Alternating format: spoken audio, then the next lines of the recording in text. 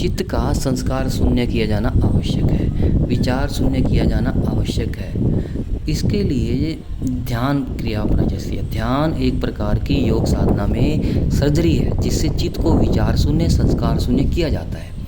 जैसे गर्मी में सूर्य की जो तपिश होती है, हरी भरी घास जो दुर्वा होती है जल जाती है, सूख जाती है और समाप्त हो जाती है, वैसे ही ध्यान की अग्नि से चित्त में अचेतन में जो पड़े हुए हमारे संस्कारों की पौध है वो भी झुलस उठती है और चित्त संस्कार शून्य हो जाता है। ध्यान में चेतन मन अचेतन में प्रवेश करता है।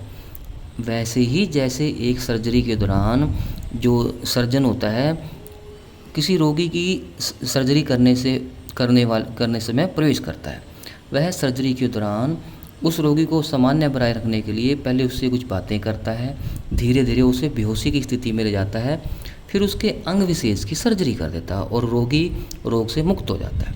ठीक वैसे ही ध्याता ध्यान में स्वयं के अचेतन में प्रवेश करता है, अचेतन के संस्कारों का दिग्दर्शन करता है, वहाँ से उठ रहे विचारों को, प्रश्नों को, भावों को, संस्कारों को, कामनाओं को देखता है, पर उन्हें दबाता नहीं, उन्हें रोकता नहीं, उन्हें सहज साक्षी भाव से देखता है, उनका निरीक्षण भर करता है, उन विचारों की संस्कारों की जड़ें कितनी गहरी है उन्हें देखता है, अपने अतीत के कर्मों को देखता है, उनकी यादों को, उनके अनुभव को देखता है, पर साक्षी भाव से देखता है, कर्ता भाव से नहीं देखता। वह उनमें लिप्त नहीं होता, उनसे प्रभावित नहीं होता, उनके प्रति आकर्षित नहीं होता। वह बार बार ध्यान की अग्नि वहाँ पर छोड़ता है, उन संस्कारों को जड़ सहित मूल सहित जला डालता है, भस्मीभूत कर डालता है।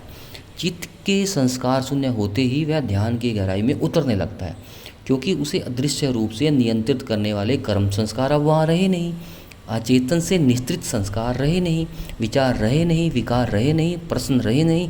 हाँ, यह ध्याता पर निर्भर है कि वह साकार ध्यान करे या निराकार, किस प्रकार के ध्यान का अभ्यास करता है, किस प्रकार के ध्यान का सहारा लेता है, किस प्रकार के ध्यान में डूबना चाहता है।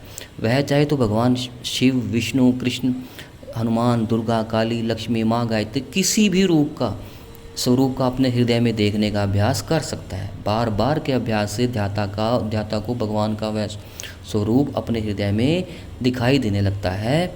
जय माँ गायत्री।